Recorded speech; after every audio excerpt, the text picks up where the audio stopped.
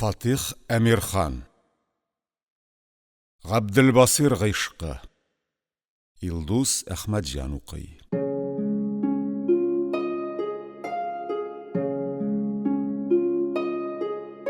Мәдрәсә күршісіндәге йортны сатып алған яңа байның бик матур қызы барлығын ишетү Ғабділбасир шәкірткә әллә ничек бик зур бер тәэсир калдырды.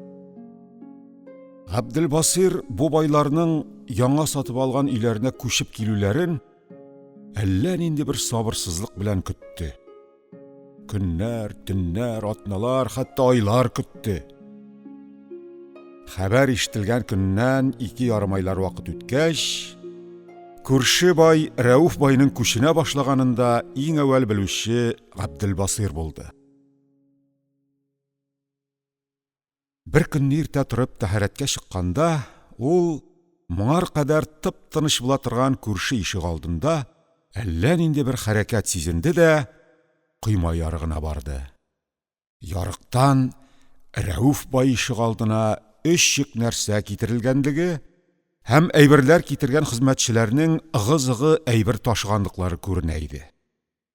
Ғабділбасир шактый вакытлар ярыктан карап торып, өйгә инде 2 хадимә хатын килгән икәнен дә белде. Һәм ни өчендер бу хатыннарның берсен яшьрәген Рәүф бай кызына хезмәт итә торган хадимә булыр дип уйлады. Ул матур кыз бик иркәдер, симездер. Аның үзе өчен генә бер асрау тота торганнардыр диде, үзенең фикерен дәвам иттереп, Ғабділбасир ташыла торган әйберләр арасында ул матур кызның әйбере юкмы икәнне сизәргә тырышты. Әйберләр арасында менә бу кызлар әйбере инде дип катгый хөкем ителерлек бер нәрсә дә күренмәгәч, ул бер сары калайлы сандыкны матур кыз сандыгы булырга кирәк дип күңеленә утыртып куйды да, 2 егет кулында күтәрелеп барыла торган бу нәрсәне өй ишегеннән кертелеп күздән җуя алганчыга кадәр карап узатып калды. Бу сары калайлы сандыкның иче тулы йон һәм асыл күлмәкләрдер. Бу күлмәкләрнең кайсысы ука чачаклыдыр. Матур кыз кунакка барганда ул күлмәкләрнең әле берсен, әле икенчесен кия торгандыр дип уйланып, Ғабділбасир сандык кертелгән ишектән күзләрен алды да, теләр-теләмәс кенә ярык яныннан кузгалып, тәһарәт алырга китте. Ғабділбасир тәһарәтен бик озаклап, бик пөхтәләп алды. Дөресен тәгъбир иткәндә, тәһарәт алды түгел, бик озаклап, бик пөхтәләп юынды. Битләрен, муеннарын 3 кат сабынлап юды. Матур кыз бүген күчеп килсә дә, күрә калса, диде уйлый-уйлый юынды. Ул юынып бетереп урынына кайтканда, тагы кыйма яргы турысына туктап, Рәүф бай ишек алдын карап торды. Анда инде китерелгән нәрсәләр ташылып беткән, атлар кайтып киткән, фәкать теге хадимә, матур кызның хадимәсе генә әллә нәрсә эзләгән шикелле итеп йөренә иде. Ғабділбасир озакламый матур кыз килер инде дип ышанды. Һәм кыз килеп кергәндә үзенең бу ярыктан карап торганлыгын аңа күрсәтәсе килмәде. Алла сакласын. Ул моның ярыктан карап торуын теге асрауны карап тору дип аңлар да кәефсезләнер. Ғабділбасирның асрауны күзләвеннән көнләшкән сымак булыр, кәефсезләнер. Шушы мөлахаза белән Ғабділбасир ярыктан карап торган вакытында асрауга илтифат итмәде. Һәм бу урында озак торырга теләмәде. Кисәсендә туры килгән зәңгәр мәшек кәгазе кисәгенең бер ягын Рәүф байлар ишек алдында күренерлек итеп ярыкка кыстырып куйды да мәдрәсәгә кайтты. Кирип иртәчә янына утыргач, Ғабділбасир үзендә уялу катыш бер кәефлелек сизде. Теге матур кыз килеп җиткәндер. Һәм ярыкка кыстырып куелган зәңгәр мәшек кәгазенә игътибар иткәндер. Ул бәхетле зәңгәр кәгаз матур кызның ай күк йөзен, зифа буен күргәндер шикелле иде. Бер вакыт Ғабділбасир Рәүф байларының ташына башлаганлыкларын шәйдәшләренә сөйләмәкче булды. Ләкин гақлын бераз башына җыеп, исәпләп карагач, бу эшнең ярамаслыгын табып чыгарды. Зур вакыйганы Габделбасирның тормышына гаҗәеп күңелле вә гаҗәеп файдалы алмашыну бирәчәк бу зур вакыйганы сөйлисе килә. Тел кычыта, бугаз кымырҗый иде. Ләкин сөйләргә ярамый иде. Сер ачылыр. Матур кыз белән Габделбасир арасында киләчәктә булачак гыйшык халыкка фаш булыр. Әмма сер булмаган гыйшыкмыни ул? Шәйдән соң Габделбасир сөлгесен муенына чылгап, базарга чыкканда гына кия торган купшы бишмәтен купшы һәм эре генә итеп иңбашына салып, тәһарәткә чыгу сылтавы белән тагы мәдрәсәдән чыгып китте, тагы теге ярык янына килде. Ләкин мәдрәсә ишек алдында шәкертләр йөреп торганлыктан, ярыктан карап тора алмады.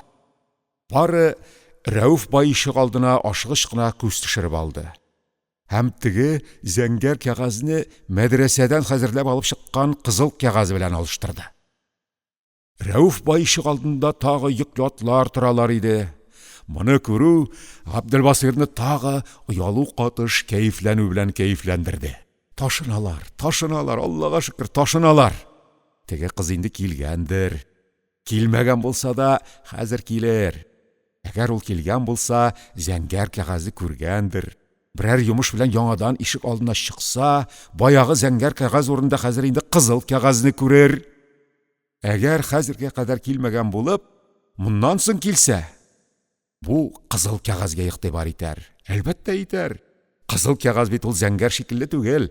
Күзгә бигрәк бәрелеп тора диде уйланып, Габделбасир тәһарәтханәгә китте.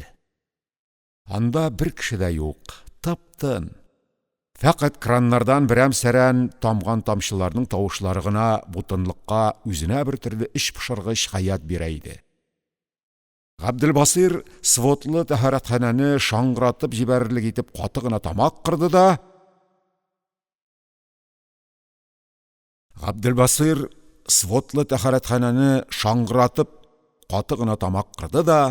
гыйшыкка даир хәтеренә килгән бер гарәп шигырен куәтле, ләкин колакка ятышсыз тавыш белән җырлап җибәрде.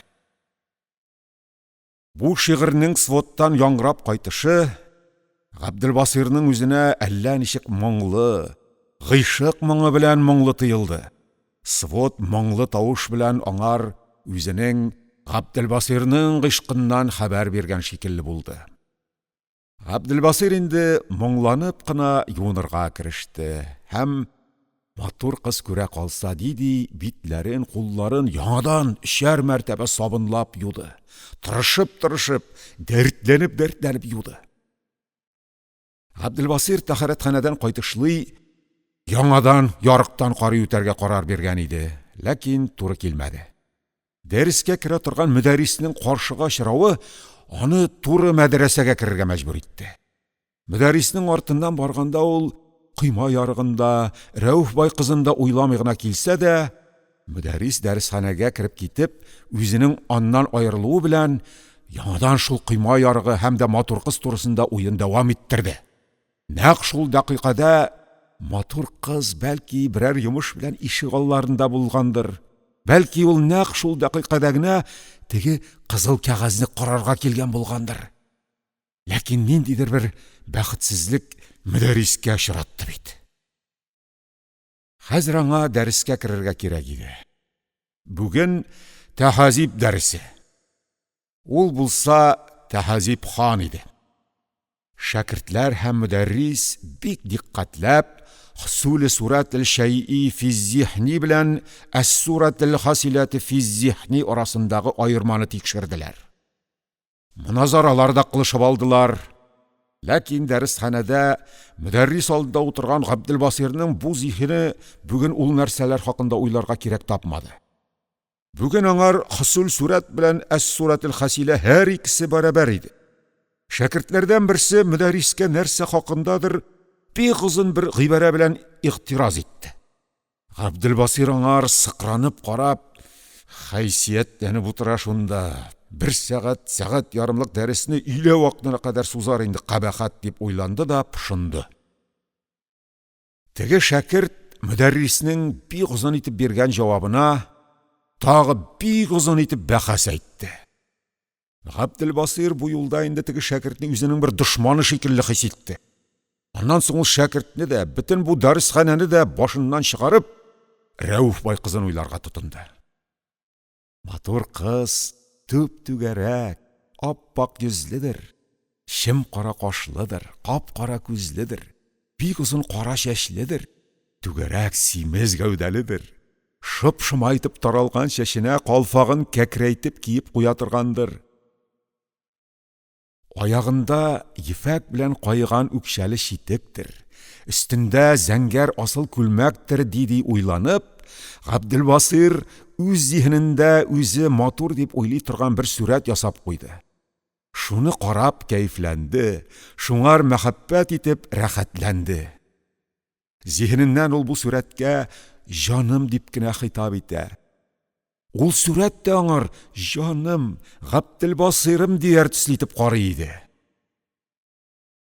Шәкертләрнең мөназарасы бетеп, мөдәррис Гыйбарәханга яңадан гыйбарә укырга кушкач, Габделбасир бу уйлануыннан уянып китте дә, әле тагын гыйбарә укыта. Иләгә хәтле сузаен да ахыры дәресне дип уйлап, сыкранды, пышынды. Аңар Рәүф байлар ишек алдында әллә нинди моңар кирәкле бер вакыйга булыр да, шул вакыйгага өлгерми калыныр шикелле була иде. Аның шушы дакыйкада дәресханәдән чыгып китеп, кыйма яргы янына барасы килде. Ләкин җөрьәт итә алмады.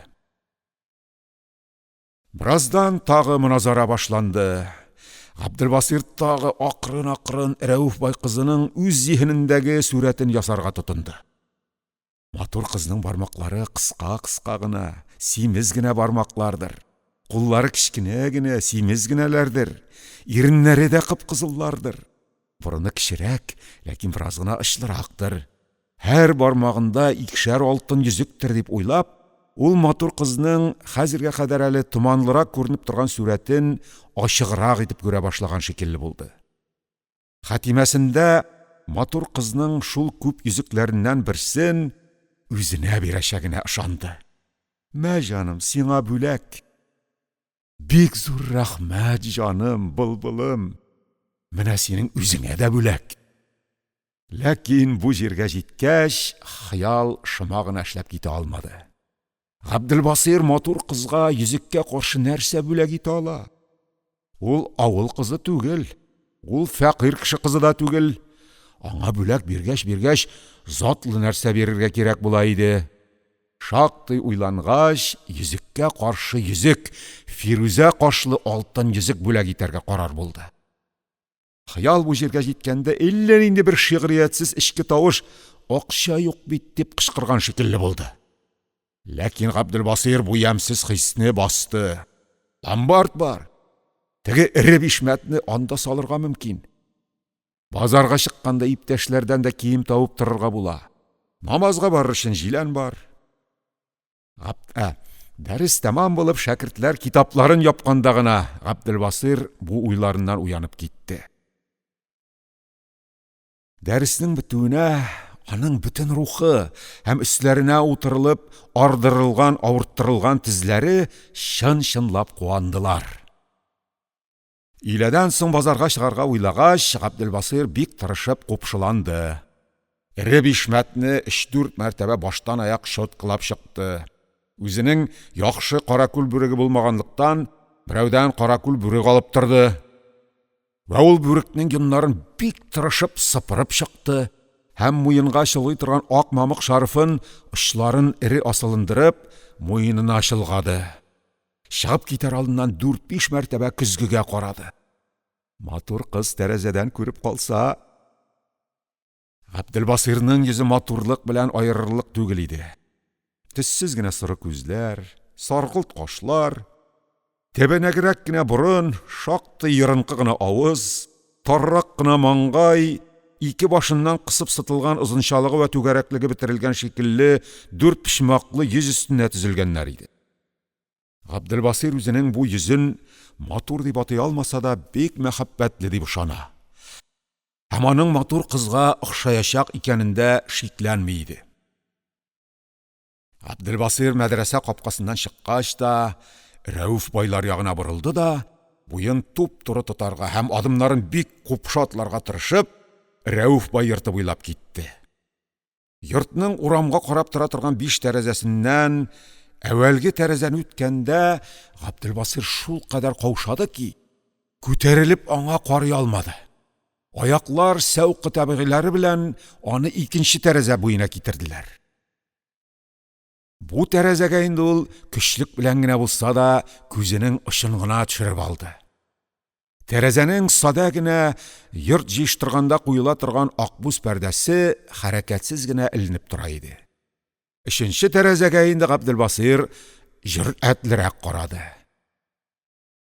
Ләкин монда да шундый ук пәрдә генә күренде. 4-нче, 5-нче тәрәзәләргә Габделбасир инде бик игътибар белән карады. Ләкин буларда да шул пәрдәләр генә күренделәр. Ул беренче тәрәзә янында булгандыр. Ак пәрдәнең бер читен ачып карап торгандыр дип уйлап, Габделбасир шул тәрәзәгә карый алмаган өчен иченнән үз-үзен шелтәләде. Аның артка кайтып, шул тәрәзәгә карыйсы килде. Ләкин аяклар алга баруларында дәвам иттеләр. Бу кадәр җир китеп, урамның икенче ягына чыкканда ул артына борылып, шул беренче тәрәзәне карады. Ара еракка күрә ул тәрәзә инде аермачык күренми иде. Алайда Габделбасирга ул пәрдәнең бер чите аз гына ачылып тора шикелле күренде. Ул шунда дип уйлап, Габделбасир бер яктан үзенең җөрьәтсезлеге өчен сыкранды, икенче яктан матур кызның килгән вә ул үткән тәрәзә янында аңар шул кадәр якын мусафада утырып калган булу ихтималын тотып, пошыну катыш кәефләнде. 1 сәгать чамасы сузылган йөрү вакытында шул беренче тәрәзә Габделбасирның зиһененнән бер генә минутка да чыгып тормады. Аның чите бераз ачыграк иде. Ул мине күреп калган булса, кайтканымны да карап торыр әле. Йөри торган җиреннән мәдрәсәгә кайтырга дип борылгач, Габделбасир адымнарын җәһәтләтте. Матур кыз һаман тәрәзә янында утырып инде зарыга башлагандыр.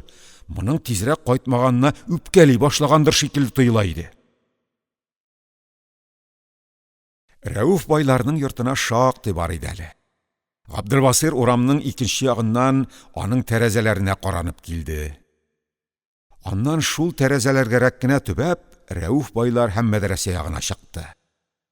Урта тәрәзәнең пәрдәсе читеннән кемдер карап торган шикелле күренде. Габделбасир каушады. Аның аяк буыннары җиңелчә генә калтыранган шикелле булдылар. Күзләр ул тәрәзәгә артык диккатләп карарга җөрьәт итмиләр иде. Якынлашканда гына пәрдә селкенеп китте дә чите ябылды. Моны күргәч, Габделбасирның каушавы бер кәефлелеккә әйләнде. Ул инде пәрдәгә күзләренең бөтен көчен сарыф итеп карады да, качты бит былбылым. Үзе пәрдә артында тора торгандыр әле дип уйланды. Һәм шул уе белән мәдрәсәгә кайтып кергәнлеген, баскычның яртысын инде менеп тә җиткәнлеген тоймый да калды. Кич җитте. Мәдрәсә ахшам шәйеннән башланып, уку тавышы белән гөрли башлады. Габделбасир да китабын ачып куйган иде. Күзләре сарык ягазлы хинди китап эчендәге бер нәрсәгә дә игътибар итәргә теләмәделәр. Хыялда фәкать матур кызның түгәрәк йөзе, симез бармаклары, Габделбасирлар авылының мәхфузасы тавышына охшашлы тавышы гына хөкем сөрә иде. Бер вакыт тәһзиб хашиясенең сарык ягызы өстендә матур кызның ишек алдына чыгу хәбәре язылган шикелле тоелды. Габделбасир сикереп урыннан торды да, муенына сөлгесен чылгап, ашыгып чыгып китте. Кышкы кич салкын, ерак күкнең яшькелт күгелҗем йолдызлары якты вә матур иделәр. Ах, җанашларым, йолдызларым дип, йолдызларга комплимент әйтеп Габделбасир койма ярыгы янына килергә ашыкты. Ярыкта кызыл кәгазь юк иде. Рәуф бай ишек алдында 2 хезмәтче нидер эшлиләр. Инең бу якка караган тәрәзәсендәге пәрдәгә кемнеңдер бер кешенең шәүләсе төшкәнлеге күренә. Ул шәүлә әле бик зурайып, тупаслана, әле кичерәеп, табигый зурлыктагы кеше кыяфәтенә әйләнә иде. Матур кыз шәүләседер дип уйлап, Габделбасир озак вакыт ул шәүләнең хәрәкәтен карап торды. Ахыр ул тәрәзә бүлмәсеннән утны алдылар булырга кирәк. Тәрәзә караңгыланды да, шәүлә җуялды. Габделбасир «Киттең бит, җанашым» дигән сүз белән озатып калды. Бу кич мәдрәсәдә иң әүвәл йокы урыны җәйгән кеше Габделбасир булды. Ниндидер бер белемсез тойгы аны йокы урынына өстери. Ул урынына яткач та юрганын башыннан бүркәнеп уйга батмакчы булды. Ләкин ятмаган шәкертләрнең шаушулары моңа ирек бирмәделәр. Ул пышынды, сыкранды, озак вакытлар тегеләрнең басылуларын, утларын сүндерүләрен көтеп ятты. Ләкин менә басылдылар, менә утларын сүндерделәр, менә яттылар инде дигәндә генә пычмак урындагы бер утның сүндерелми калганлыгы Габделбасирга мәгълүм булды. Теге тәһзиб дәресе вакытында мөдәррискә озын-озын гыйбарәле бәхәсләр кылып, дәресне суздырган шәкерт хәзер икенче көнге дәрес өчен пыштыр-пыштыр килеп, әллә нинди бәхәсләр бикләп ята. Кулларын бутый-бутый үз-үзенә шул бәхәсләрне тәкрар итә иде. Габделбасир юрганын ачып теге шәкертне карап торды да, бу мие чергән нәрсә тагы бәхәс бикли икән әле. Кыһыр сукмады инде дип уйлап, теге шәкертне тотып асарлык булды һәм тавышындагы ачуны яшермичә генә «Пыштырдама инде, Габдулла, йокларга бирмисең» дип кычкырды. Яткан шәкертләрдән тагы бер икесе Габделбасирның сүзләренә кушылгач, Габдулла юрганына төренеп, китап ва лампаларын күтәреп, коридорга чыгып китте. Менә шуннан соң Габделбасир үзендә әллә нинди зур бер рәхәтлек сизә башлады. Беләкләрен маңлайы өстенә куеп чалкан ятты да ул, йомылган күзләре алдына бүтән тормышы белән матур кызның кыяфәтен китерде. Кызкай әллә ничек кызыктырырлык булып Габделбасирның алдында басып тора. Хәтта атылып аның кочагына кермәкче була иде. Габделбасир күзләре йомык халәттә шактый вакытлар бу матур һәм кәефле күренешне сәер итеп ятты да, кинәт юрганы белән башын каплады һәм матур кызга хитап итеп: «Кил, җаным, кил! Кочагыма керәсең киләме, былбылым? Кил, былбылым, кил, багалмам, кил!» диде. Юрган өчен әйтелгән бу сүзләр чит кешеләргә түгел, әйтүченең үзенә дә ишетелмәслек дәрәҗәдә акрын сөйләнәләр. Хәтта аларның сөйләнәләрме, әллә уйланалармы гына икәнчелеге дә Габделбасирның үзенә дә ачык билгеле түгел иде. Матур кыз аның кочагына керә дә, керми дә шикелле булды. Габделбасир хыялын яңадан башыннан башлады. Әнә матур кыз, ул Габделбасирның алдында басып тора, аның кочагына кермәкче була шикелле. Габделбасир яңадан юрган эченә генә карап: «Кил, җаным, кил! Кочагыма керәсең киләме, былбылым? Кил, былбылым, кил, багалмам, кил!» дип сөйләндеме, уйландымы, ни булса да шуларның берсен эшләде. Матур кыз яңадан аның кочагына керә дә, керми дә шикелле булды. Габделбасир хыялын яңадан ва яңадан башыннан башлап китте. 6-7 мәртәбә тәкрар ителеп, бу бер төрле хыял ялыктыра башлагач, бер вакыт матур кыз Габделбасирның кочагына кереп ятты. Менә нәкъ шул дакыйкада Габделбасир яткан урыннан тормыйча гына сандык өстенә төреп куелган купшы бишмәтен үз янына тартып төшерде дә, бүтән буе белән сузып, үзе белән рәттән яткырды. Аны әллә нинди ялкынлы бер мәхәббәт белән кочаклады. Хусусый бер йомшаклык һәм иркәләү белән үпте, тагы үпте, тагы үпте. «Җаным, былбылым, багалмам!» Бишмәтнең җавапсыз ятуы, бу иркә үбүне тыймавы Габделбасирның рәхәтен бер дә киметми шикелле иде. Бу кочаклаулар, бу үбүләр, бу иркәләүләр төн ярымына кадәр сузылдылар.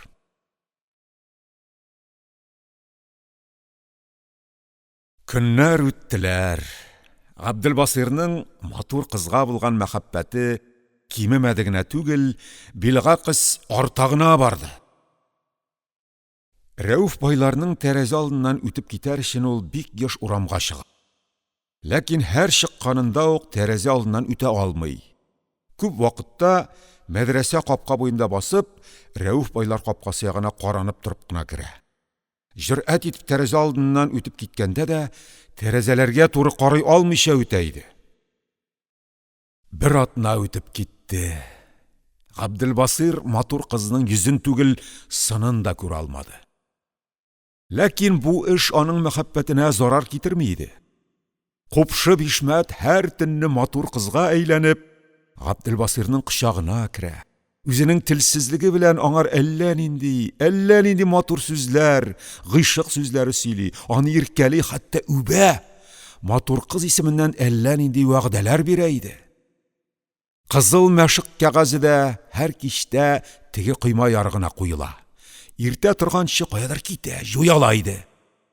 Бу кызыл кәгазьнең шул серле жуялышы Габделбасирга әллә нинди өметләр генә дә түгел, хәтта бөтен бер тереклек бирә. Купшы Бишмәт һәр төнне Габделбасирга «Кызыл кәгазеңне алдым, хат язганыңны көтәм» дип аңлата иде. Озак уйланып йөргәннән соң, кичләрнең берсендә Габделбасир койма ярыгына кыстырылачак кызыл кәгазьне хат сымак бер нәрсә язарга дип карар бирде. Һәм күп тәрәддүдләрдән соң «Син җанымга сәлам хат, моны алганлыгыңнан бер хәбәрнамә яз» дип язып, кәгазен ярыкка кыстырырга чыгып китте. Фырсат булган вакытларның һәммәсендә бу ярыктан карый-карый Габделбасир Рәүф байларының ишек алларындагы һәммә нәрсә вә аларның ничек төзелгәнлекләрен күңелдән белеп бетергән булса да, бүген тагын бер кат ул ишек алдын караудан үз-үзен тыя алмады. Андагы әйберләр һәммәсе әвәлдәге килеш. Ишек алды караучы дворник та көндәгечә сәберкесен тотып, әллә нәрсә чыкшынып йөри иде. Берәр минут карап, яңа бер нәрсә дә күрмәгәч, Габделбасир инде ярык яныннан китәргә торганда гына, ишек алдындагы зур кыңгырау шалтырап куйды. Дворник та ялкау гына адымнары белән капкага таба китте. Матур кыз берәр җирдән кайтмады микән дигән фикер Габделбасирны койма янында калырга мәҗбүр итте. Капкадагы кешенең матур кыз булуы ихтималы Габделбасирны җиңелчә генә каушата, никтер кызарындыра, бөтен тәнен җылыта иде. Дворникның алу капкаларны ачуы, аннан хатынмы кызмы ике кеше утырган санкиле атның кируе күренде. Ул икән дип уйлап, Габделбасир хакыйкаты үзенә дә мәгълүм булмаган бер истирапка төште. Гүяки аны күргәндә, нәрсә дә булса бер эш эшләргә тиеш тә, ләкин ул эшнең нәрсә икәнлегенә Габделбасирның хәтеренә килми шикелле иде. Бу эш Габделбасирның исенә төшеп өлгермәде. Теге хатынмы кызмылар парадный ишек алдында туктаган аттан төшеп, өйгә кереп тә киттеләр. Бу эш Габделбасирның исенә төшеп өлгермәде дә. Теге хатынмы кызмылар парадный ишек алдына тукталган аттан төшеп, өйгә кереп тә киттеләр. Фәкать аларның берсенең икенчесенә «Диләфрүз, итәгемә бастың» дигән сүзе Габделбасирның колагын кәефле чыңгыратып калдырды. Ишек алдын каплаган караңгылык эчендә йөзләре ачык күрелә алмаган бу кешеләрнең кайсы бу сүзне әйткәндер, ачык мәгълүм түгел иде. Шулай да Габделбасир бу сүзнең чыңгырдавыннан һәм Диләфрүз дигән исемнең ишетелүеннән соң дәрәҗәдә гашикана мутәәссир булды. Матур кыз Диләфрүз исемле икән. Аның тавышы шулай мәхәббәтле чыңгырдак икән. Бу минутта Габделбасирның мантыйкы бу тавышның да, исемнең дә, һәр икесенең дә матур кызныкы булуын сыйдыра ала башлаган иде. Тегеләр кирип китеп ишек алды тынгач та, әлеге тавыш аның колагында яңгырап торды. «Диләфрүз, итәгемә бастың! Диләфрүз, итәгемә бастың! Диләфрүз!» Габделбасир кызыл кәгазьгә язган сәлам хатын ярыкка кыстырып, акрын гына урынына кайтты. Мәдрәсә һәр кичтәге шикелле гөрли, халык дөньяда бер нәрсә дә булмаган шикелле гади хәрәкәт итә, гади укый, гади сөйләшә, гади көлешә. Габдуллажан гырыфынча пыштыр-пыштыр килеп бәхәс биклейді. Габделбасирга бу эшләр гомерендә әүвәлге мәртәбә бөтенләй ят тыелдылар. Матур кызның исеме беленгән кичне, аның шыңгырдак тавышы ишетелгән кичне бу кешеләрнең дөньяда бер нәрсә дә булмаган шикелле көндәге эшләре белән шөгыльләнеп утырулары аңланмаслык дәрәҗәдә гарип һәм мәгънәсез иде. Габделбасир үзенә мәгълүм түгел бер нәрсәгә куанып, җәмәгать сәксендә йөренде, урынына кайтып утырды, тагы җәмәгать сәксендә йөренде, тагы урынына кайтты, сабак укый торган бер иптәш янына барып утырып торды, тагы җәмәгать сәксендә йөренде. Бер вакыт аның кемгә булса да берәр кешегә Диләфрүзнең исемен әйтәсе килде. Тел кымырҗыган, җанның, күңелнең әллә кайсы бер чите шушы серне берәр кешегә ачып бирергә теләгән сыман иде. Габделбасир тагы теге иптәш янына барды. Ләкин сөйләргә, Диләфрүзнең исемен генә булса да, аның колагына гына булса да әйтергә җөрьәте җитми иде. Тагы җәмәгать сәксенә керде. Тагы теле кымырҗыган шикелле булгач, тагы иптәш янына барып бакты. Ләкин һаман әйтеп ышкындыра алмады. Әйтелми иде. Бүген төнлә купшып Ишмәт инде матур кыз гына түгел, бәлки Диләфрүзгә әйләнде. Җаным, Диләфрүзем, багалмам, җаным, Диләфрүзем, багалмам, кер кочагыма, кер. Диләфрүз Габделбасирның кочагына керә дә, керми дә иде.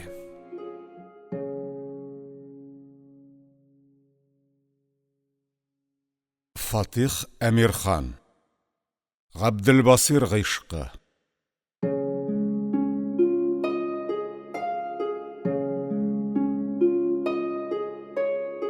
Икенче көнне Габделбасир өчен кайгылы бер вакыйга булып китте. Рәүф бай балта остасы китертеп, коймадагы теге ярыкны каплатып куйды. Ул гына да түгел. Ул мәдрәсәнең мөдәррисенә: "Шәкертләрең минем асрау кызларым белән шаярга тели башлаганнар, тәкъсир. Аларны ул эштән тыярга кирәк иде" мәфһүмендә шәкертләрдән шикаят иткән. Мөдәррис тә мәдрәсәнең казыена бу турыда кирәкле әмерләрне биреп, шәкертләрне ул койма тирәсенә якынлаштырудан бик каты сүрәттә мәрк иттергән иде. Габделбасирның койма ярыгына кыстырылган кичәге хаты күчер кулына төшеп, ул аны асрау кызга язылган хат дип уйлап, Рәүф байга биргән.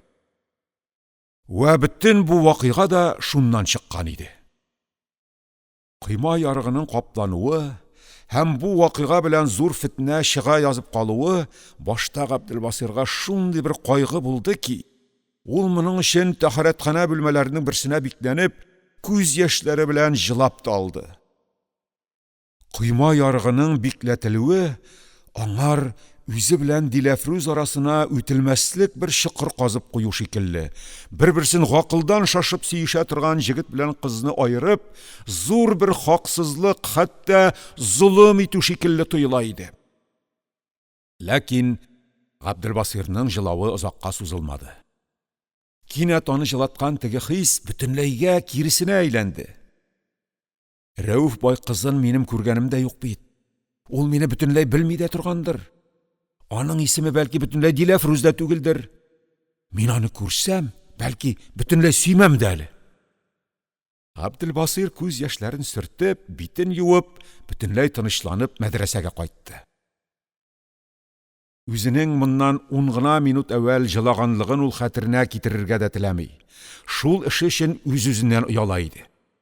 Ләкин бу хәл булгач, Габделбасир үзенең йөрәгендә шундый бер бушлык, эч пошыргыч бер бушлык тойды ки, бу бушлыктан аның җаны сыкранды. Төн җитте, мәдрәсә дә тынды, тирә-як йокыга чумды, ләкин Габделбасир йоклый алмады.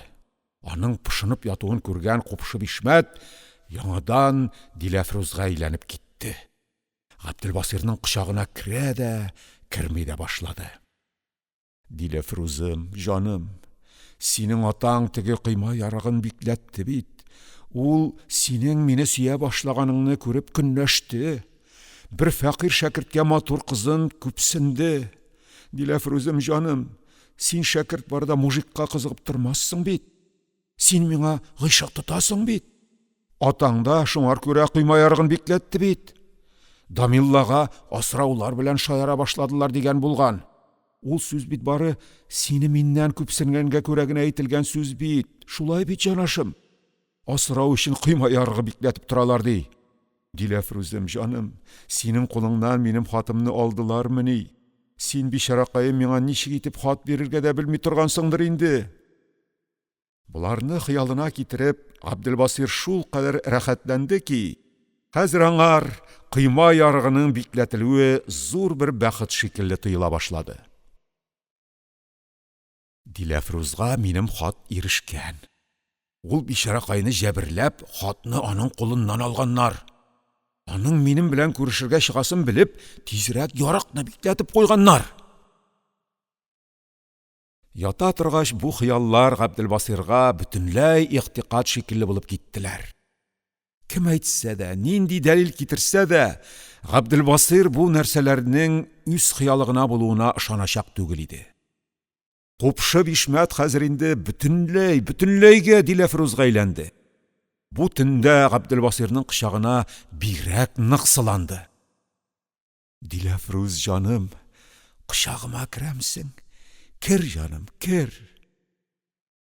Габделбасир икенче көнне иртәдән үк шәриге Әхмәткә сиңа бер сер сөйлисе бар әле.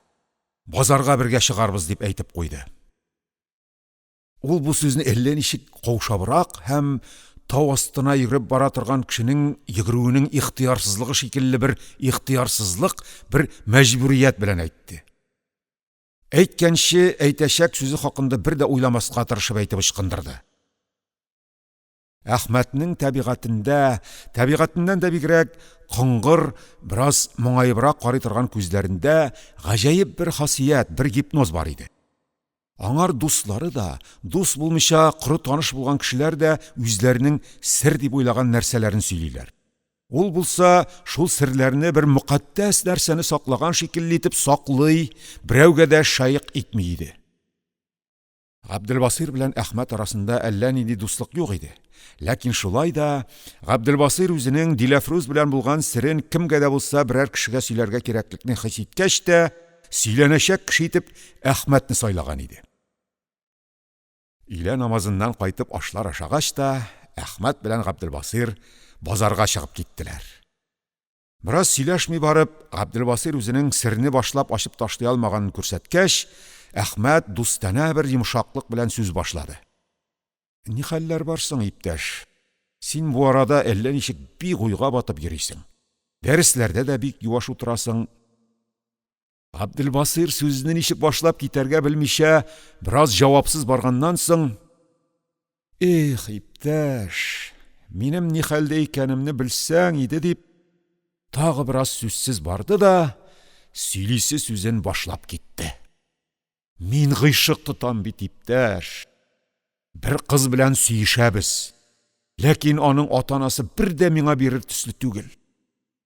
Габделбасир булган вакыйганы да түгел, үзенең хыялыннан уйлап утырган нәрсәләрне генә дә түгел, бәлки менә шушы минутта хыялына нәрсә килсә вә ничек булып килсә, шуны сөйли иде вә шул сөйләгән нәрсәләренә сөйләгән минутларында ук үзе дә ышанып тора. Дөресрәк тәгъбир иткәндә, шул нәрсәләрне хис итеп уздыра иде.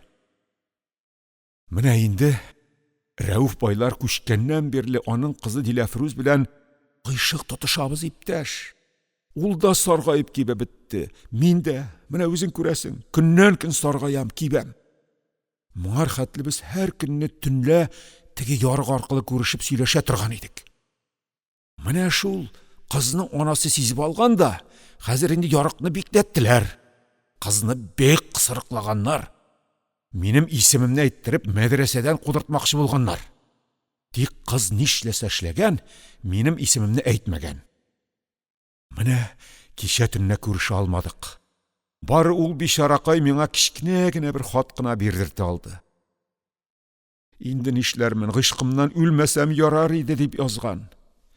Эх, иптәш, белмисең генә гыйшык хәленең авырлыгын. Менә бер генә төн күрешә алмый калдык та, мин инде бүген үз-үземне белешми йөрим. Булай булса, эшләр яхшы түгел.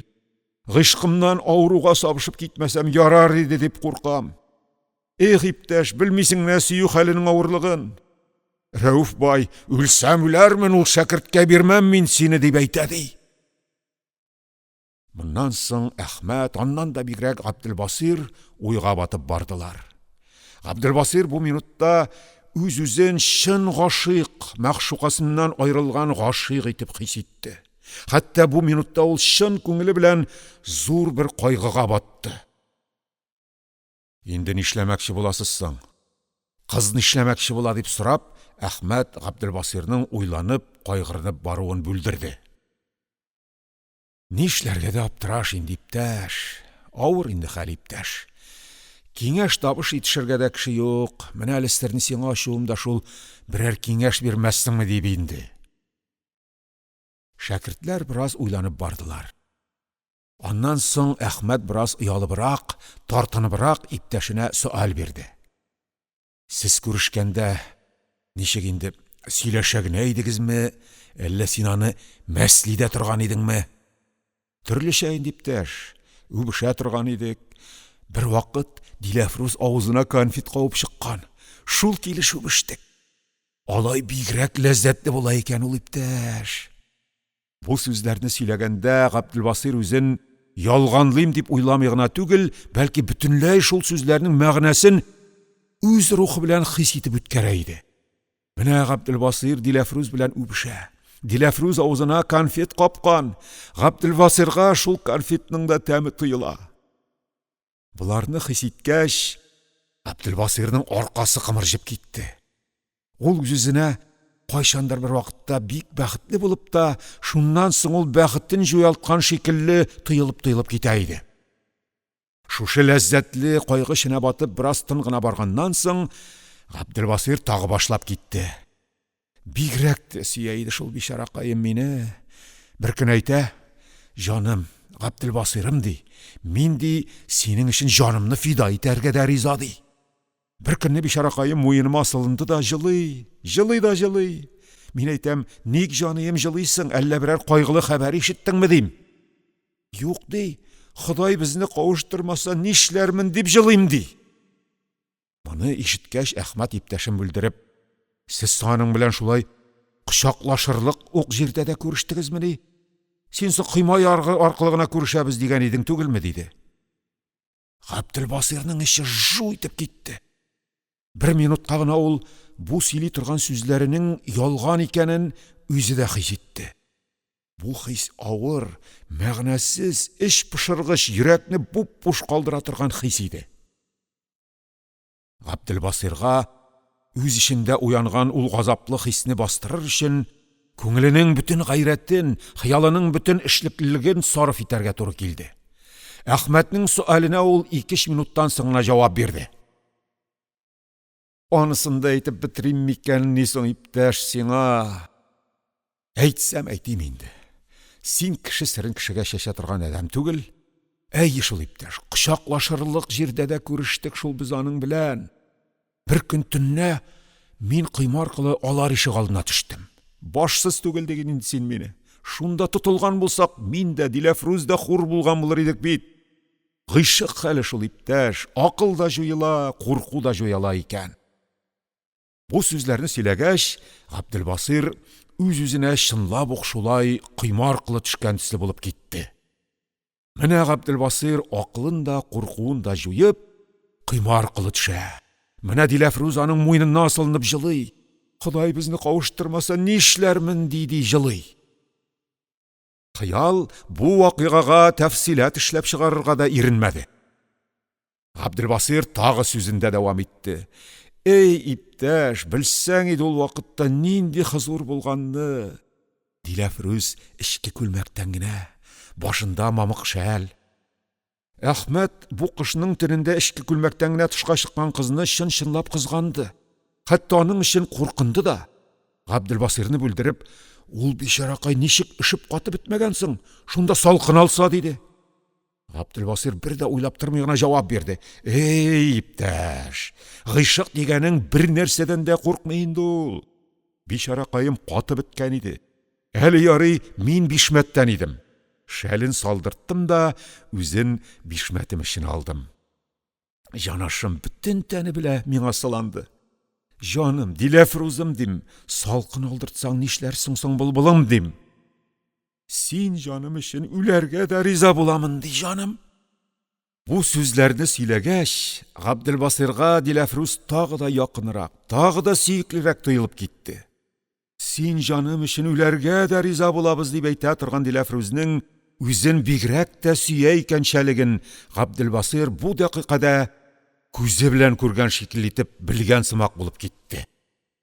Әхмәт баштарак иптәшенең сүзендә арттыру булырга кирәк дип уйлабрак барса да, соңга таба ул аңар тәмаман ышанды. Габделбасирның күзләре вә бүтән йөзе бу вакыйгаларны сөйләгәндә чын гыйшык, чын бәхет, чын кайгы күрсәтәләр иде. Аның сөйләгән сүзләренә ышанмаска читен иде. Әхмәт иптәшен мәгъшукасыннан айрылганга күрә кызганды. Икенче яктан, аның шушылай чын гашыйк булуына һәм мәгъшукасы ягыннан шул кадәр сөйлүенә, мәгъшукасын берәр генә мәртәбә булса да кочаклый вә кәнфит капкан хәлдә үбә алганына кызыкты. Аның үзенең дә Габделбасир урынында буласы килде. Мәдрәсәгә кайтып керергә берәр урам җир калгач, Габделбасир уйланып бара торган җиреннән уянып китеп, «Менә Диләфруз минем борылып кайтканны көтеп утыра торгандыр әле жанашым. Минем бүген базарга чыгасымны белә иде ул» диде. Моны ишеткәч, Әхмәтнең дә Диләфрузны күрәсе килде. «Кайсы тәрәзәләр төбендә көтәр ул сине?» «Анысын әйтмим шул инде иптәш мин сиңа. Оннан ни буласың, ашалмас бит?» «Уйнап әйтәм иптәш. Кайсы тәрәзәдә буласын мин үзем дә тәгаен белмим. Кеше белән икәнемне күргәч, бәлки качар да әле». Шәкертләр мәдрәсә урамына килеп җиттеләр. Габдрәүф байның йорты да күренә башлады. Булар һәр икесе ул йортның тәрәзәләренә эленгән ак пәрдәләргә күзләрен тегеп киләләр иде. Йортның янына килеп җиткәнче, Габделбасирга чын-чынлап ук Диләфруз аны көтеп, тәрәзә янында утыра торгандыр шикелле тоелды. Килеп җиттеләр, узып та киттеләр, пәрдә артында берәү дә күренмәде. Бу юклыктан Габделбасирның җаны сыкранды. Мондый вакытта аның күңелен каплап ала торган бушлык тагы бер катаны чолгады. Ул кыска гына бер дакыйкага бүтән бу сөйләгән, уйлаган, хәтта хис итеп уздырган нәрсәләрнең чын түгел, хыялы гына, мираж гына икәнен тойган шикелле булып китте. Бу хәл озак сузылса, Габделбасир йөрәгендәге бушлыктан үзгәләнә алыр иде. Ләкин гадәттә бу кыска бер дакыйка гына була иде. Бу юлы да шулай гына булды. Аннан соң хыял да, тел дә хәрәкәткә килделәр. Синең белән булуның зарар иптәш. Әнә теге әүвәлге тәрәзәнең пәрдәсе артында кашынып калды. Син күрдеңме? Аның аргы чите бик аз гына ачык иде. Диләфруз миңа күзе белән әллә нәрсә ымлады. Ләкин мин аңлап җиткерә алмадым. Кичкә хат керттерер әле бәлки. Әхмәт аргы тәрәзәнең аргы башына табигый карый алмый үткән иде. Чөнки ул пычмак аргы баштан килүче өчен күз төшерергә уңайлы түгел иде. Затан Габделбасир үзе дә бу пычмакны күрмәде. Ләкин бу күрмәүләр берсе дә аның хыялына зарар китермәделәр. Билгакыс, ул үзе Диләфрузнең шунда калганлыгын тәмам тойган шикелле булды. Әхмәт аңар ышанды һәм бүген хат фәлән керттерсә, миңа да укыт әле диде. Габделбасир укытырга вәгъдә бирде. Бүген кич шәкертләр ясту намазына киткәч, Габделбасир бер аулак урын табып, иптәшенә күрсәтер өчен Диләфруздән үзенә килергә тиешле хатны язарга тотынды. Моның өчен ул мәдрәсә кибетеннән кызлар хаты кәгазе һәм бер купшы конверт алып кергән иде. Бик озак уйлап, зиһененнән бер гыйбарә тәртип иткәч, ул язуын кызлар язуына охшатыр өчен каләмне сул кулына тотып язарга тотынды. Сез ки гыйззәтлү, җанымның җаны, бәгыремнең бәгыре Габделбасирга шук-шук сәламләрем турыр. Вә бәгъдә безнең тарафтан хәл әхвал сорасагыз, син җанымның хәйр фатихасы бәрәкәсендә ләхил хәмиддер. Вә бәгъдә әмре Алладыр. Бәғдә жаным, син баяғынақ ят кіші білән едің. Шуңар күрә күренә алмадық. Йөрәк бәғірләрім үзіліп қалды син жанымны күргәш. Иртәгә үзіңә мәғлум жердә, мәғлум сәғаттә күрешербіз. Зинһар өчен шықмый қалма. Сөйлесе сүзләрем бик күп. Мәғлумыгыз Диләфрүз. Язып бітіргәш, бу хатны Ғабделбасир бик озак қарап тұрды да, 2 қат оқып шықты. Үзенә кирәк гыйбарәсе, кирәк язу рәвеше кызларныкына охшап чыккан шикелле тоелгач, ул хатка исемай сөртте дә, конверт эченә салып ябыштырып куйды. Аннан соң конвертны бер читеннән йыртып, хатны алып, тагы бер кат укып чыкты. Шуннан конверты белән бергә үк Әхмәткә күрсәтер өчен яңадан конвертны тыгып куйды. Халык ятып, мәдрәсә тынгач кына Ғабделбасир бу хатны Әхмәткә күрсәтте. Күрсәткәнчә ул аннан серне берәүгә дә ачмаска ант иттерде. Әхмәтнең Ғабделбасир исемаен сизү ихтималы бар иде. Шул ихтимал башына төшкәч тә, Ғабделбасир серле генә тавыш белән Әхмәткә: "Исен сизәсеңме? Исен. Нәкъ шушындый исле хушбуй миндә дә бар. Диләфрүз аны миңа үз шишәсеннән салып биргән иде", диде. Әхмәт укып бетергәч, Ғабделбасир бу гыйшык катын конверты белән бергә үзенең портмонетына салып куйды. Бу хат аңа чынлап та кадерле бер нәрсә шикелле тоела. Чынлап та Диләфрүздән үзенә килгән шикелле була иде. Бу хат аңар хәзергә кадәр кулына кергән язуларның жанга иң якын, йөрәккә иң җылырак иде. Ғабделбасир белән Әхмәт озак вакытлар серләшеп утырдылар. Шәкертләр ятып йоклап беткәч кенә, Ғабделбасир үз урынына кайтты. Бу эш бушатып аңар әллә нинди бер бәхет биргән Әхмәтнең аның сүзләренә ышануы шул бәхетне ныгыткан, хыялыйлык дәрәҗәсеннән уздырган шикелле иткән иде. Урынына кайткач, Ғабделбасир теге хатны портмонетыннан чыгарып тагы бер кат укып чыкты да 2 мәртәбә үпте. Бу төндә купшы Бишмәт Ғабделбасирга бигрәк сыланды, сыйпанды. Әхмәткә Диләфрүз хакында ниләр сөйләнгән булса, купшы Бишмәт Ғабделбасир белән шул эшләрне билфигыл эшләп чыкты. Шәкертләр йоклыйлар. Әмма Ғабделбасир үзен бер яктан бәхетле күреп, бер яктан бәхетсез күреп уяу ята. Ва шул уяулыкта бер тереклек таба иде. Бу сер ачылган көннән башлап, Ғабделбасир Әхмәткә һәр көн инде Диләфрүз хакында нәрсә дә булса сөйли торган булып китте. Вакыйга тәфсилләнгәннән тәфсилләнә бара. Һәр көнне дип әйтерлек бер яңа нәрсә арттырыла, өстәлә тора иде. Ғабделбасир һәр 3 көннән 3 көнгә үзенә Диләфрүздән итеп хат яза да, шуны Әхмәткә укыта. Ва аннан соң ул хатларны чынлап ук бер гыйшык васикасы документы булган шикелле итеп, кадер вә хөрмәтләп җыя вә саклый бара иде. Атналар үттеләр. Ғабделбасир серне инде үзенең шәрикләреннән вә дусларыннан 4-5 кешегә дә сөйләп ташлады. Яңа бер кешегә сер ачкан сайын аның хыялы куәтләнә бара, уйнаклый. Бу гыйшык думанына яңадан яңа тәфсилат эшләп куша тора. Көндез сер итеп сөйләп уздырылган нәрсәләр төннәрдә купшы Бишмәт белән Ғабделбасир арасында гамәлгә куела бара иде. Бу романнан Ғабделбасир вакыт-вакыт бәхетле була, әмма вакыт-вакыт инде тирән бер бәхетсезлеккә төшә иде ки.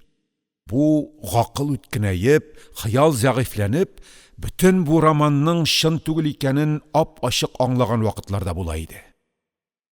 Мондый дакыйкаларда Ғабделбасирның йөрәге салкын вә кытышкыч бушлык белән тула. Бу бушлык бөтен тереклекне каплап алып, юк итеп күрсәтә иде. Мондый дакыйкалар бик еш булмыйлар, ләкин булган вакытларында бик ачы булалар иде ки.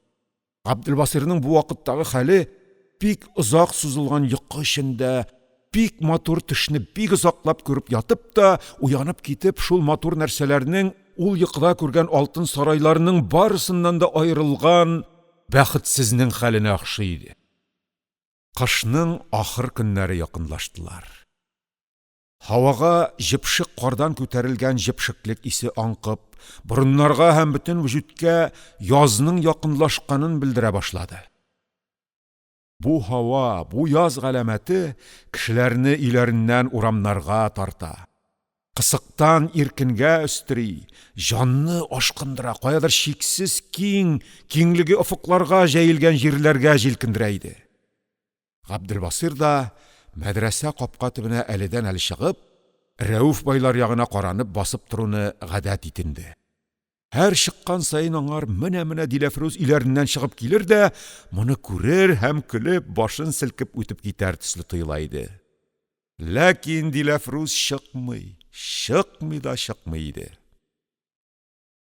Көннәрнең берсендә Габделбасир ва аның белән бергә Әхмәт тә капка төбенә чыктылар. Буларның чыгып җитүе булды, Рәүф байларның олы капкалары да салмак кына шыгырдап ачылып китте. Шәкертләр һәр икесе күзләренең бөтен куәтен сарыф итеп капкадан чыгачак атны көтә башладылар. Габделбасирның йөрәге ашкынып, әллә нәрсәдән бераз сыкранып, җәһәт тибәргә тотынды. Аяк буыннары калтырандылар, колак очлары янып киттеләр, күзләренә яшь килгән сымак булды. Капкадан чыккан тәңкә чуаратка җигелгән җиңел ва матур санкидә берсе чапанлы, берсе мамык шәлле ике хатын утырганнар иде. Икесе дә йөзләрен качырып бара торган бу хатыннарның кемнәр икәнен күрергә мөмкин булмаса да, гәүдә турышларына карап берсенең шактый яшьле хатын ва икенчесенең я яшь хатын, я кыз кеше икәнен тәхмин итәргә мөмкин иде. Зур адымлы яхшы ат шәкертләр алыннан очып үткән шикелле генә үтеп китте. Шәкертләр аларны күзләре белән шактый озакка кадәр озатып калдылар. Санкидә баручыларның буларны күргәннәрме, игътибарга алганнармы икәне мәгълүм түгел иде. Габделбасир каушанып кына мамык шәллесе Диләфрүз икән дип уйланды да пошынды. Диләфрүз күзен дә төшермәде бит. Бу минутта аның рухын теге бушлык каплап алды. Үз гышкының хыял гына икәнен бу вакыйга мөнәсәбәте белән ул тагы бер кат сизеп ва тоеп үткәрде. Ләкин бу авыр бушлык озакка сузылмады. Янындагы Әхмәтнең аннан ниндидер бер сүз көткән шикелле итеп карап торуы аны сүз башларга мәҗбүр итте. Әнә шул мамык шәллесе минем Диләфрүз инде. Капкадан чыккач та миңа җиңел генә баш селекте дә, син булганга күрәдер, аннан соң бөтенләй карамаган шикелле итеп узып китте. Хәйләкәр кызыл, үзе бөтенләй качып, шәл аркылы гына карап китә бит. Бу сүзләрне әйткәч, теге бушлык, теге авыр тойгы бераз җиңеләеп китте.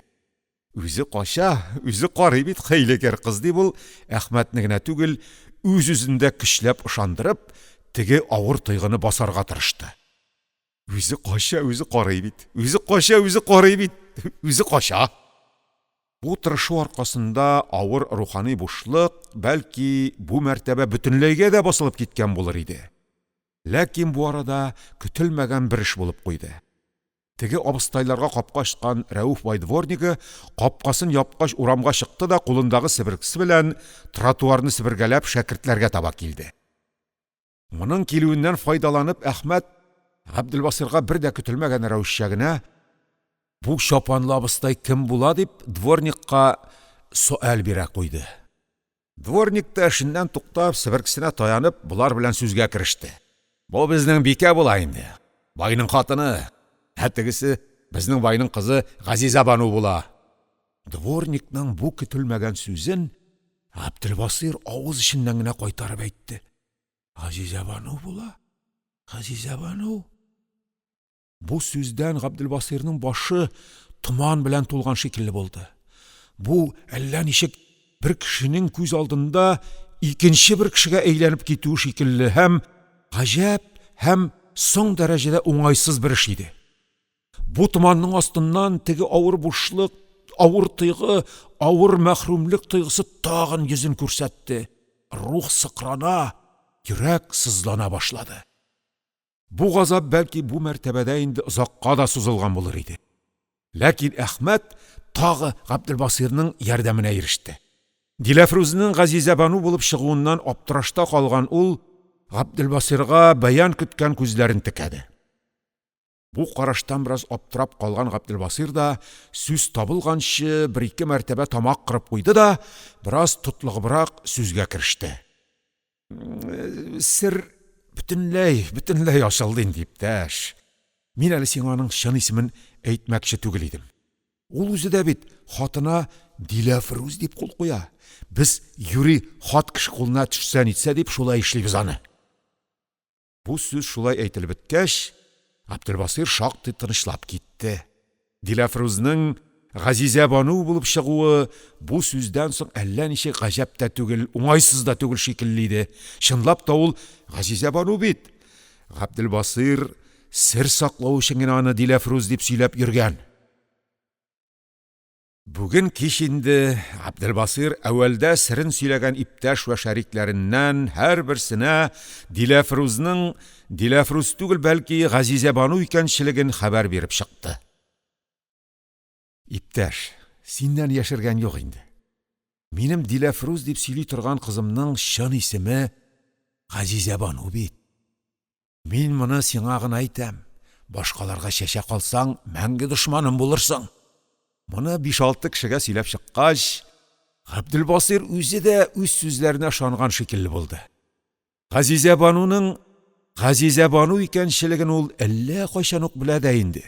Үз мәгъшукасы булгач ник белмәсен. Ләкин хәзергә кадәр сер бөтенләй ачылмасын өчен генә ул аны Диләфрүз дип йөрергә үзен мәҗбүр хис иткән. Булай дип ышана башлау Габделбасирның Рәүф бай кызына булган гыйшкын тагы да көчәйтеп җибәргән шикелле булды. Хәзер инде бу кыз аңа тагы да якынрак булып китте. Газизәбану. Бу бит инде псевдоним гына түгел. Бу чын Рәүф бай кызының чын исеме, нәкъ үз исеме, бер дә шик шөбһәсез үз исеме. Бүген төнлә инде купшып Ишмәт Диләфрүзгә түгел, Газизәбануга әйләнде. Җаным, Газизәбануым. Син Газизәбану бит, җаным.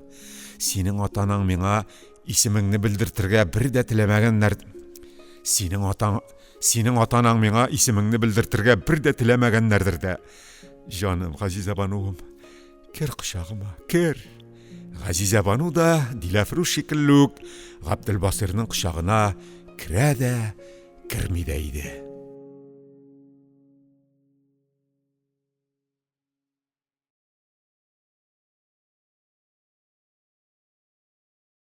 Фатих Әмирхан.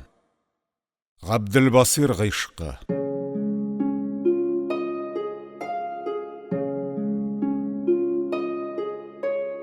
Яз тәмам җитеп, пароходлар да төште. Яңа яфрак яра башлаган агачларның яшь ботаклары өстеннән сайрый торган кошларның тавышлары, яшәргән табигатьнең дөньяга сахирәнә аңкыткан хуш исенә төренеп, яшь йөрәкләрдәге яшь мәхәббәтләргә хосусый бер шигърият бирә иде.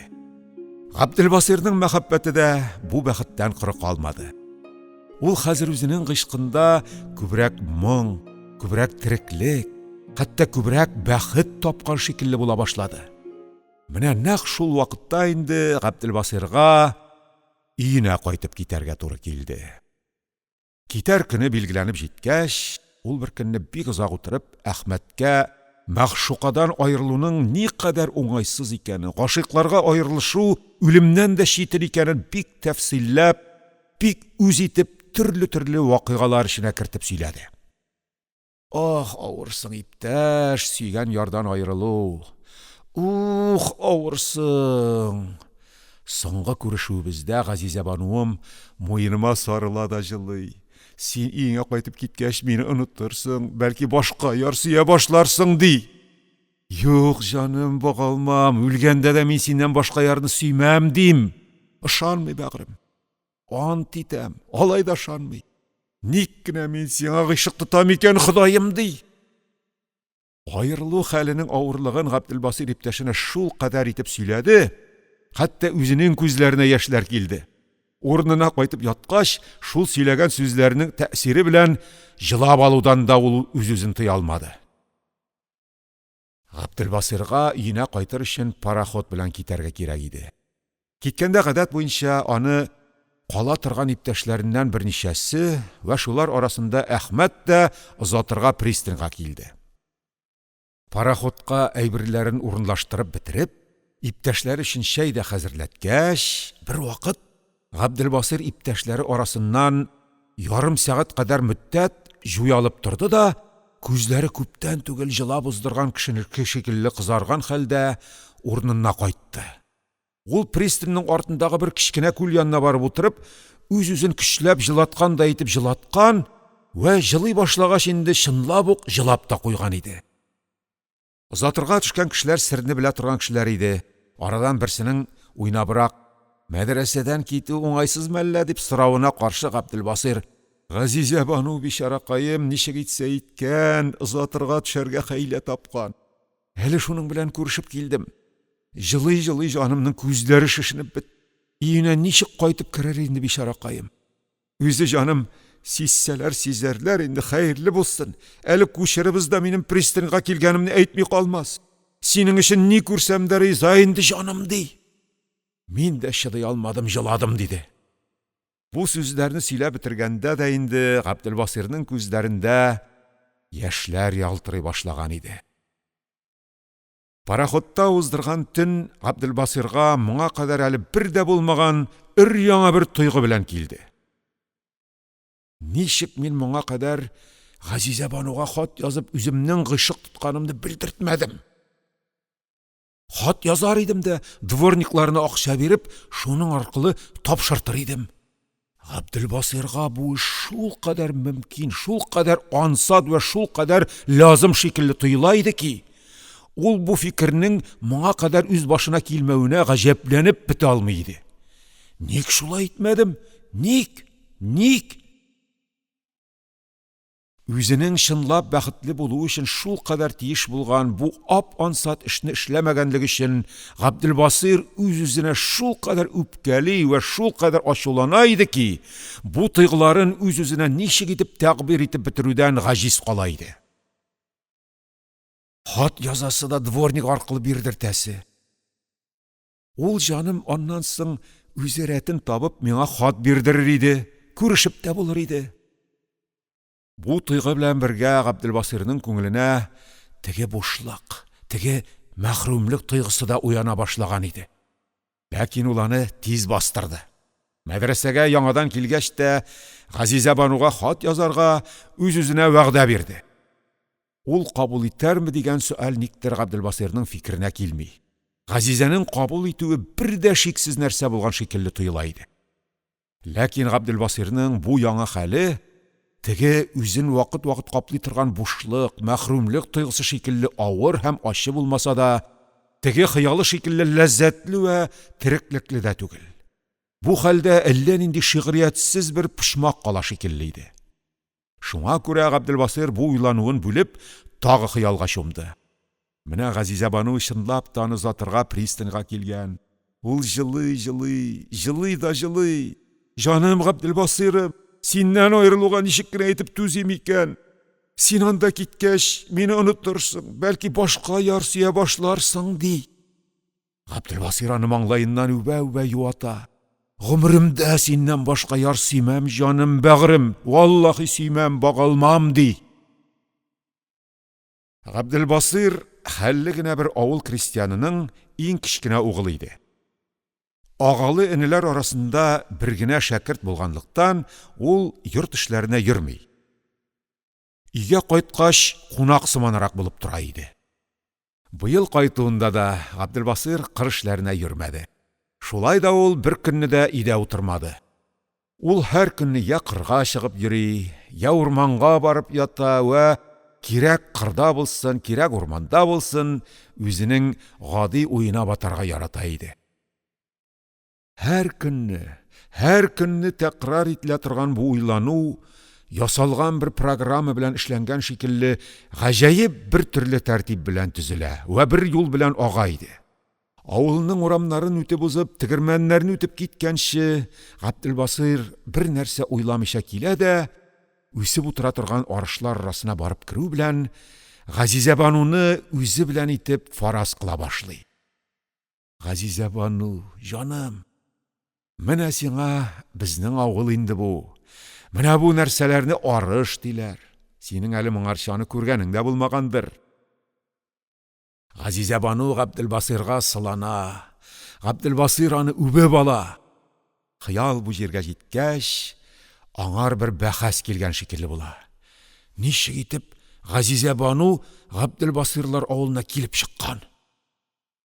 Габделбасир шул бәхәскә җавап эзләгән шикелле була.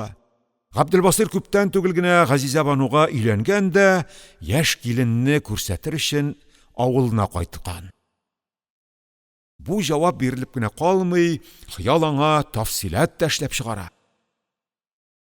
Габделбасирның шул кадәр матур, шул кадәр бай кызга өйләнеп кайтканына бөтен авыл халкы шакката. Габделбасирның бәхетлелегенә бөтен авыл кызга. Казанның 2нче мәдрәсәсендә укый торган Габделбасирлар авылының мулласының углы Сафи Мәхдүм Габделбасирның Газизә бану белән кырга чыгып киткәнен күреп калып бик көнләшә. Аңар көнләшмәскә дә мөмкин түгел. Ул үзе мулла баласы, үзе зуррак мәдрәсә шәкерте, үзе пишкадәмрәк була торып та шундый кыз эләктерә алмаган. Габделбасир эләктергән. Габделбасирның ата-аналары угылларының шундый бай кызга өйләнүеннән бик шат булганнар. Алар киленне бик кадерләп кенә, аңар истәре китеп кенә торалар. Хыял бу җиргә җиткәч, тормышның шигъриятсез яклары белән катышып китә башлый да, Габделбасир аның бу барышын туктатып, икенче ягыннан башлап китә. Габделбасирның ата-аналары киленне яраталар яратуын. Әмма алар һаман ашны караннан пешерәләр. Мунчалары да кара мунча. Аталары, агалары да чабата киенеп йөриләр. Газизә бану бу эшләрне яратмый, гаеп итә. Ата-аналарың бик кара кешеләр икән синең дип, Габделбасирны табалаган шикелле итә. Габделбасир ямсызга китә башлаган бу хыялны кисә дә, үзенең ничек итеп Газизә бану янына кияү булып керүен уйлый башлый. Рәүф байларның теге тәнкә чуаратларына утырып, выж итеп кенә Габделбасир парадный ишек алдына килеп туктый. Бу эш кыш көне була.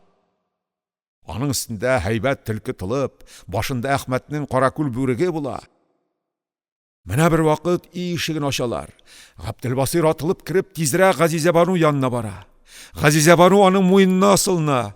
И җаным, Габделбасирым, Ходай кавыштырды бит безне ди. Ни хәтле вакытлар гыйшык тотышып йөреп, ахыр мин синеке булдым бит ди. Ләкин монда җиткәч, хыял кинәт үзелә дә, Габделбасир үз-үзенә: ник соң мин Газизә бануга хәзергә кадәр үземнең гыйшкымны белдермәдем дип бер суал бирә. Хыял ләззәте җуела, эч пуша, күңел сыкрана башлый. Габделбасир әллә 100нче кат инде үз-үзен чынлап ук Газизә бануга хат язмаган өчен шелтәләргә тотына. Озак шелтәләп, озак үпкәләп барганнан соң, ул үз-үзенә сүз бирә. Мәдрәсәгә барган көнне Газизә бануга хат керттерәм. Моннан соң ул хатны ничек язасын, ничек итеп аны Газизә бануга бирдерәсен, аннан җавап аласын, һәммәсен бик тәфсилләп уйлап чыга. Бу эш аңар бик мөмкин, бик ансат вә бик табигый шикелле тоела. Язам, әлбәттә язам. Мәдрәсәгә барган көнне язам. Ләкин бу хат язу, хыялый сөешүне, чын сөешүгә әйләндерү юлларына керешү уйлары әллә ничек Габделбасирны үзләре белән озак мәшгуль итә алмыйлар. Габделбасирның мәхәббәт ачлыгына müptәлә күңеле бу әле булмаган, киләчәктә булу ихтималына булган мәхәббәт белән канәгатьләнә алмый да, хыял бөтен бу шигъриятсез, реальный уйлардан арынып, тагы үз эшенә керешә иде. Урманга барып бераз утырып торыйкмы, Газизә бану? Әйдә җаным, әйдә. Менә бу агачны таныйсыңмы? Моны Усак диләр, җаным. Ай, шәһәр кызым минем, Усакны да танымый бит. Менә шушы хыяллар белән Габделбасир көннәрен вә төннәрен уздыра иде. Һәр көнне вә һәр төнне тәкрар ителә, бу уйлар Габделбасирны бер вакыт ялыктыра башладылар. Ул үзендә үзенең сирен монда да берәр кеше белән бүлешәсе килү туя башлады. Июньнең соңгы көннәре иде. Габделбасирларга икенче өяздән үзләренә якын карындаш бер шәкерт кунаклый килде. Һәр җәйдә бер мәртәбә үзләрендә кунакта була торган вә бер мәртәбә аларга кунаклап барыла торган бу җегет белән Габделбасир күптән инде иптәш вә дус иде. Аның быелгы килүе Габделнасир өчен хусуси сурәттә уңайлы булып чыкты. Кунак килеп җитеп, әүвәлге чәй эчкәч тә Габделбасир аны басуга алып чыкты. Өлгереп саргайып беткән арыш басуы, күз күреме җиргә җәелеп акрын гына искән җануб җиле белән акрын вә матур дулкынланып тора. Үзенең бер төрлелеге белән күзләрне бераз ялыктырса да, киңлеге, зурлыгы вә бөтенлеге белән күңелдә үзенә каршы бер хөрмәт тудыра иде. Габделбасир кунагын тыгыз сафланып торучы алтын саплы башаклар арасына кысылып калган тар ат юлы буенча алып китте. Каршында җан иясе күренми, башаклар дулкынлануыннан чыккан акрын шыжылдаудан башка бер тавыш та ишетелми иде. Габделбасир сүз башлады. Минем башка быел бик зур сагыш төште бит әле, Галиулла иптәш. Менә инде кыш башыннан бирле яр сөям бит мин. Габделбасир Галиуллага үзенең Рәүф бай кызы Газизә бануны сөйгәнлеген һәм Газизә бануның үзен сөя икәнен Әхмәткә сөйләгән тәртибе белән сөйләп китте. Рәүф байның койма ярыгын каплатуы да, Газизә бануның конфет кабып үбешүе дә, һәр көнне моның базардан кайтканын сагалап тәрәзәдән карап торуы да, пристаньга озата килүе дә, берсе дә калмады. Һәммәсе нәкъ булган эш шикелле итеп сөйләнде. Габделбасир бу сөйләвендә дә үзе сөйләгән нәрсәләрнең һәммәсен хис итеп үткәреп бара. Вә аның шул вакыттагы халәте рухиясе йөзенең сөйләнгән вакыйгага муафиq үзгәрешендә ап-ачык күренеп тора иде. Бу юлы сөйләшкәндә дә Габделбасир мәдрәсәдәге иптәшләренә сөйләгәннән бер дә киметмәде генә түгел, бәлки кайсы бер яңа нәрсәләр дә арттырып җибәрде. Киткәндә җаны каем үз бармагыннан салып кына алтын йөзеген миңа кидертеп җибәргән иде. Урлаттым бит бәгыремнең йөзеген. Инде үзенә язарга да куркып торам. Алла сакласын, әллә нәрсә уйлар. Булай да бишаракаем, син анда кайткач бүтән яр сөя башларсың дип җылап калган иде. Йөзегеңне урлаттым дип язсам, гомердә дә ышанмас. Башка яр сөйгән икән дә минем йөзегемне шуңа биргән икән дип уйлар. Эй, иптәш, белсәң иде бу гыйшык хәлен. Әле язмый торам торуында. Мәдрәсәгә баргач, барыбер аны әйтми булмый бит инде. Ничек кенә ышандырырмын инде. Моны сөйләгәч, Габделбасир чын-чынлап уйга баткан шикелле булды. Бу дакыйкада аның үзенә дә бу сүзләре дөрес шикелле. Мәдрәсәгә баргач, Газизә бану алдында зур мәс'улияткә калачагы бар шикелле тоелып китте. Шәкертләр басуда озак йөрделәр. Габделбасир Галиуллага үз күңеле канәгатьләнерлек дәрәҗәдә итеп үз романын сөйләде. Вә бу эштән чын-чынлап ләззәтләнде. Күптән инде ул булай ләззәтләнә алмый торган вә шуңар күрә бу ләззәткә соң дәрәҗәдә сусаган иде. Өйгә кайткач, Габделбасир үзенең Әхмәткә вә башка иптәшләренә күрсәтер өчен дип, Газизә банудан иттереп язган хатларын да берәм-берәм Галиуллага укып чыкты. Вә аннан соң аларны үбә-үбә яңадан сандыгына җыеп куйды. Галиулла Габделбасирларда 5 көн кунак булды. Бу көннәрнең һәммәсендә иптәшләр арасындагы сүз күбрәк Газизә бану хакында булды. Габделбасир бер төндә Галиулладан яшеренеп, үзенә Газизә банудан килгән итеп бер хат язды да, икенче көнне аны Галиуллага укып чыкты. Сәламнәр вә гыйшык сүзләреннән соң ул бу хатта: "Мин син җанымны сагынып саргаеп беттем инде. Тизлектә монда килмәсәң, минем түзәр хәлем калмады инде" дип тә язылган иде. Бу сүзләрне укыганда Габделбасир Газизә бануның үзен бик сагынган икәненә чын-чынлап ышана шикелле иде. Галиуллага гыйшык хәлләрен сөйләп уздырган көннәрдә Габделбасир чын-чынлап хат язу турысында бөтенләй оныткан шикелле булды. Бу көннәрдә ул бер генә мәртәбә булса да үз-үзен Газизә бануга хат язмаган өчен шелтәләмәде. Мәдрәсәдә торган вакыттагы шикелле хат язу тугрысында хәтеренә дә китермичә уздырды. Ләкин Галиулла өенә кайтып китеп, сер сөйләр кешесе калмагач, чын-чынлап хат язу уе тагы туды. Габделбасир гадәтенчә һәр көнне кырга, басуга, урманга чыгып йөри ва һәр көнне буларда хыялына бата. Ва бер вакыт ул хыялдан бушанып торып, мәдрәсәгә баргач, әлбәттә Газизә бануга чын-чынлап хат язам, гыйшкымны белдертәм дип карар бирә дә, моннан күчеп, яңадан хыялына бата иде. Кат-кат уйлана ва кат-кат карар бирелә торгач, бу чын-чынлап хат язу, чын-чынлап Газизә бануга гыйшык белдертү мәсьәләсе Габделбасирда бер куәтле теләккә әйләнгән шикелле булды. Аның тизрәк мәдрәсәгә китәсе килә башлады.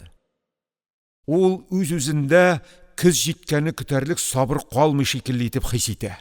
Вакыт-вакыт үзе авылда чакта мәдрәсәдә калган шәкертләрдән берәрсенең Газизә бануга хат язып куюыннан курккан шикелле куркынып китә иде.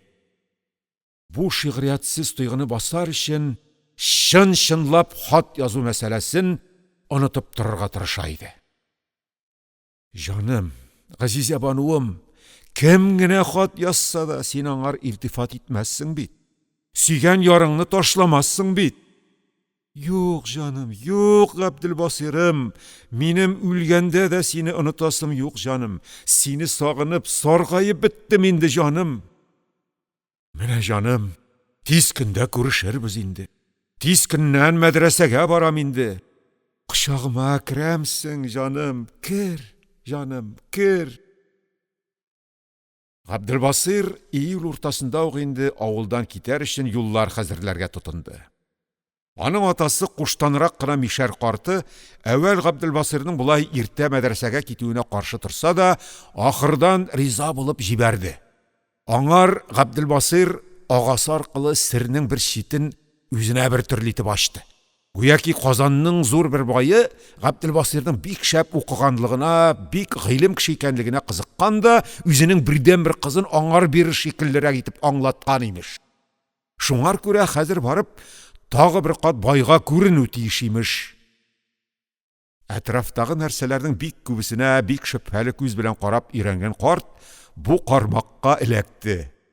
Ул үзенең балаларына фақат аныкы булганлыклары өчен генә бик зур бәһа куючан, хусусан Габделбасирның бик шәп икәненә гаҗәеп бер садалык белән ышанучан иде. Шунлыктан ул Габделбасирга Казан байының кызыгуында бер дә шик итәрлек эш күрмәде. Габделбасир Сафи мәхдүм түгел бит ул дип уйлап, карт Габделбасирга мәдрәсәгә китәр өчен җыена башларга кушты. Башта Габделбасирның бу ашыгуы Газизә бануга чын-чынлап хат язып игълан гыйшык итәр өчен булса да, Габделбасир өеннән чыгып киткәч, хат турысында уйлаудан бигрәк хыялга батарга тырышты. Җаным Газизә бануым, син мине сагынганга күрә, менә мин нинди иртә мәдрәсәгә барам. Кил, җаным, алдыма утыр, кил, җанашым, үбешик. Шәһәргә барып җитеп, читтән Рәүф бай йортын ва аның янында мәдрәсә бирасын күргәч, Габделбасир әвәл каушады. Аннан соң аның күңелен теге бушлык ва мәхрүмлек тойгысы каплап алды. Ләкин бу авыр тойгы бер генә минут дәвам итте. Рәүф байларның тәрәзә алларыннан үткәндә, ул бүтән нәрсәне онытып, күзләренең бүтән көчләре белән тәрәзәләргә каранды.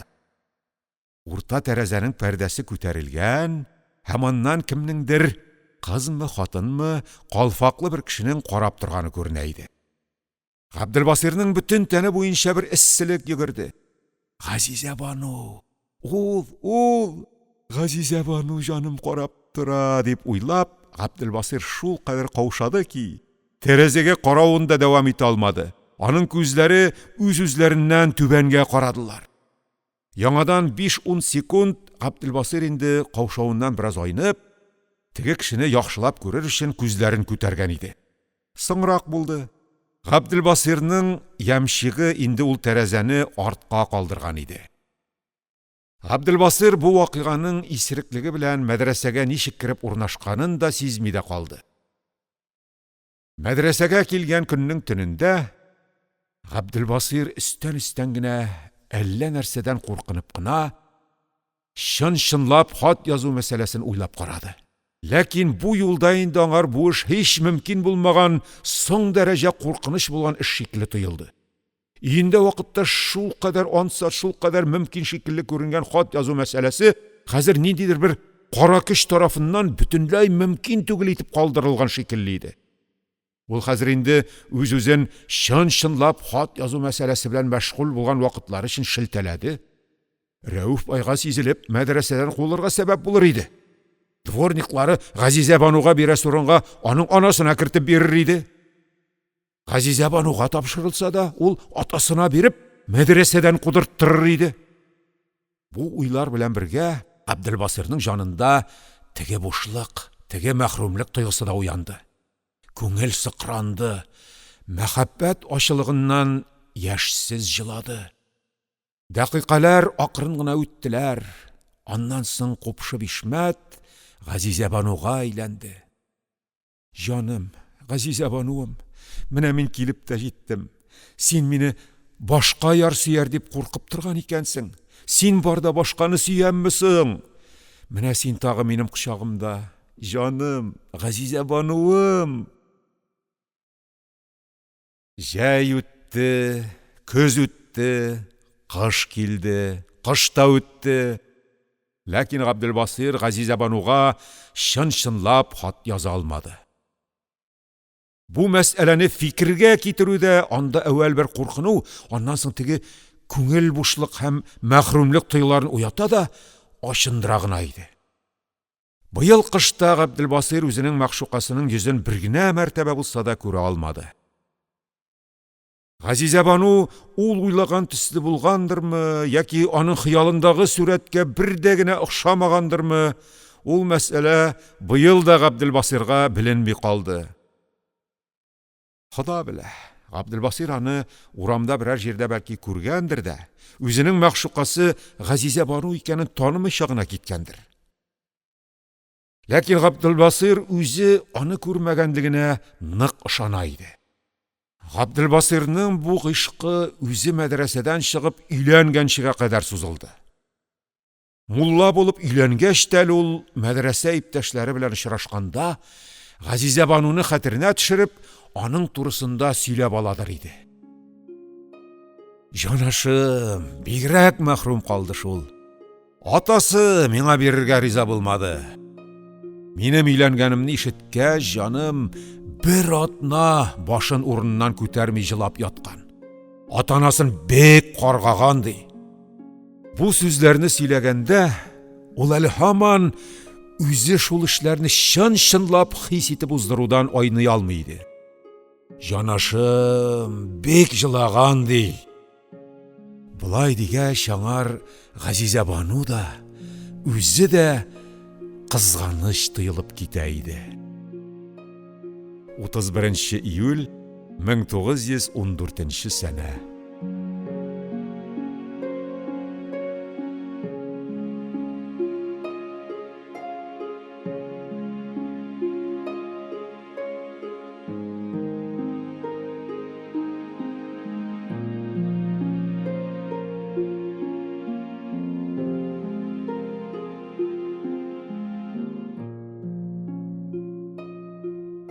Әлеге һәм башка аудио китапларны сез tatkniga.ru сайтында бушка тыңлый һәм йөкләп ала аласыз.